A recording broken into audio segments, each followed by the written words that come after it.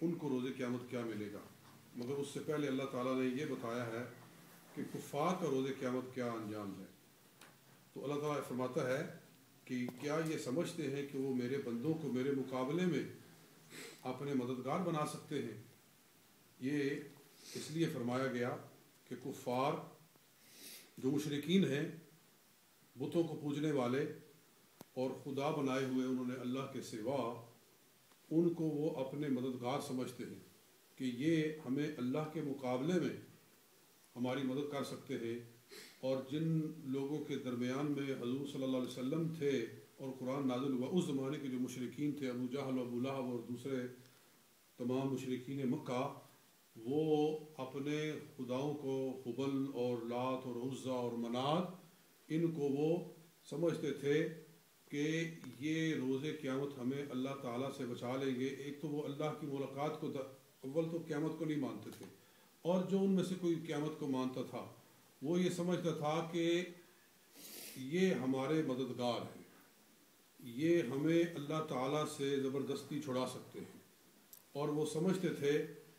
کہ ان کو اللہ کی خدائی میں دخل ہے، خدا تعالیٰ اکیلا ساری دنیا کو نظام کو نہیں چلا سکتا، تو اس نے اپنے دوسرے مددگار بنائے ہیں اور ان کے ذریعے خدا کا نظام چلتا ہے۔ جیسے پہلے بھی بیان ہوا ہے، ان کے نزدیک خدا تعالیٰ کا تصور ایسے تھا جیسے کہ کسی ملک کا سب سے بڑا بادشاہ ہوتا ہے، اور پھر آگے اس نے اپنے گورنر بنائے ہوتے ہیں کہ یہ اس شعبے کو چلتا ہے، یہ ڈیفنس منسٹر ہے، اور یہ وزیر داخلہ ہے، اور یہ وزیر خارجہ ہے، اور یہ وزیر خزانہ ہے۔ اس طرح سے اللہ تعالیٰ نے اپنے مددگار بنائے ہوئے ہیں، اور وہ کس طرح گمراہ ہوئے۔ خیال یہ پڑتا ہے کہ فرشتے اللہ کا نظام چلاتے ہیں، مگر اللہ تعالیٰ فرشتوں کا محتاج نہیں ہے کہ فرشتے جو ہیں وہ اللہ کے سامنے بگڑ جائیں تو خدا تعالیٰ بے بس ہو جائے۔ حضرت جبریل علیہ السلام، میکائیل علیہ السلام، یہ فرشتے یہ نظام چلاتے ہیں اللہ تعالیٰ کا۔ خدا تعالیٰ نے فرشتے مقرر کیے ہوئے ہیں، کچھ بارشیں نازل کرتے ہیں، کچھ ہواؤں کو دائیں سے بائیں چلاتے ہیں، اور خدا تعالیٰ ان سے جو چاہتا ہے کام لیتا ہے۔ کچھ فرشتے روحوں کو قبض کرتے ہیں، مگر یہ خدا تعالیٰ کا نظام ہے کہ اس نے بنایا ہوا ہے۔ کوئی فرشتہ اللہ تعالیٰ کے سامنے کھڑے ہو کر خدا کا مقابلہ نہیں کر سکتا، اور نہ ہی خدا کی کسی خدائی میں یہ طاقت ہے، چاہے انبیاء ہوں، چاہے اولیاء ہوں، چاہے فرشتے ہوں، چاہے خدا کی کوئی مخلوق ہو، کہ وہ کسی کی مدد کر سکے اس طریقے سے کہ خدا اس کی مدد نہ کرنا چاہے اور وہ خدا کا مقابلہ کر کے اس کی مدد کرے۔ یہ شرک ہے، یہ سمجھنا، اللہ کے مقابلے میں کسی کو سمجھنا یہ شرک ہے، کیونکہ اس طرح خدا کو عاجز ماننے والی بات ہے کہ خدا تعالیٰ بے بس ہو جائے، یہ ہرگز نہیں ہو سکتا۔ تو کفار چونکہ یہ سمجھتے تھے، کفار مکہ، مشرکین مکہ کا یہ عقیدہ تھا کہ اللہ تعالیٰ کا مقابلہ کیا جا سکتا ہے، اسی لیے اللہ تعالیٰ کلام اس انداز میں کر رہا ہے۔ افحسب الذین کفروا ان یتخذوا عبادی من دونی اولیاء، کیا کفار یہ سمجھتے ہیں کہ وہ میرے بندوں کو میرے مقابلے میں میری مدد اپنے مددگار سمجھتے ہیں، اور وہ ان کے میرا مقابلہ کرتے ہوئے ان کی مدد کریں گے؟ یہ کیسے ہو سکتا ہے؟ ہرگز نہیں ہو سکتا۔ اور الحمدللہ کوئی مسلمان بھی ایسا نہیں سمجھتا۔ کئی ایسے لوگ ہیں جو قرآن پاک کے مطلب کو صحیح طرح نہیں سمجھتے، اور پھر وہ اس طرح کی آیتوں کو مسلمانوں پر چسپاں کرتے ہیں جو کہ کافروں کے لیے نازل ہوئی ہیں، مشرکین کے لیے نازل ہوئی ہیں، ان کو مسلمانوں پر لاگو کر دیتے ہیں، اور سمجھتے ہیں کہ یہ نبیوں ولیوں کی عبادت کرتے ہیں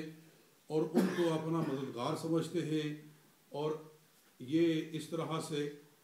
اسی طرح کا شرک کرتے ہیں جس طرح کے مشرکین مکہ کرتے تھے۔ حالانکہ کوئی مسلمان کسی نبی کے بارے میں، کسی ولی کے بارے میں، کسی بزرگ کے بارے میں یہ عقیدہ نہیں رکھتا، بالکل نہیں رکھتا، بلکہ یہ ہے کہ وہ اللہ تعالیٰ کے حضور ان کا وسیلہ پکڑتے ہیں، ان کا صرف وسیلہ پکڑتے ہیں۔ نبی پاک کا وسیلہ پکڑا جائے، یا بزرگان دین کا وسیلہ پکڑا جائے کہ یا اللہ ان کے وسیلے سے ہماری دعا کو قبول کر، بس اتنا ہی کوئی سمجھتا ہے۔ اگر کوئی اس سے زیادہ سمجھتا ہے، خدا کے مقابلے میں کھڑا کرتا ہے، تو وہ مشرک ہے۔ مگر مسلمان ہو کر کوئی آدمی ایسا نہیں سمجھ سکتا، کیونکہ نبی علیہ الصلوۃ والسلام نے ارشاد فرمایا، خدا کی قسم مجھے یہ ڈر نہیں ہے کہ میری امت شرک کرے گی، ہاں مجھے یہ ڈر ہے کہ دنیا کے اندر مبتلا ہو جائے گی۔ یہ بخاری شریف کے اندر صحیح حدیث ہے، کتاب الجنائز کے اندر۔ تو خیر، کیا یہ اللہ تعالیٰ فرما رہا ہے کہ ان لوگوں کے اعمال ضائع ہو گئے، اس لیے ضائع ہو گئے کہ ان کی یہ سمجھتے ہیں کہ یہ اچھا کام کر رہے ہیں، مگر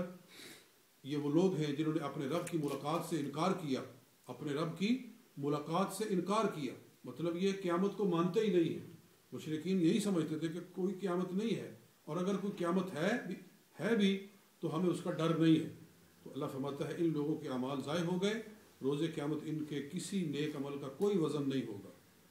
کوئی کافر چاہے دنیا کی نیکیاں کما لے، بڑے بڑے ہسپتال بنائے،